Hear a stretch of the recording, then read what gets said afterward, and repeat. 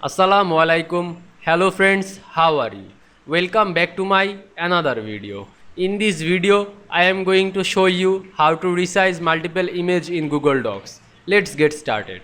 At first, you have to open your Chrome browser. Then open your Google Docs apps. Then open your document. Now you can see here are my document and also many image. Now I resize this multiple image on Google Docs. At first, you have to select your first image. Then go to image option. Now you can see here are many options. Click this size and rotation.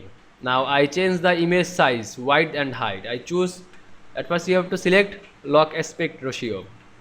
Now I choose width size is 6 and height size is 2. Width size 4 and height size 2. Again go to another image. I choose 4 and 2. Again go to another image. Same process.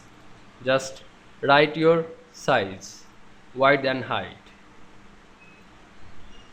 Now you can see I resize multiple image Google Docs very easily.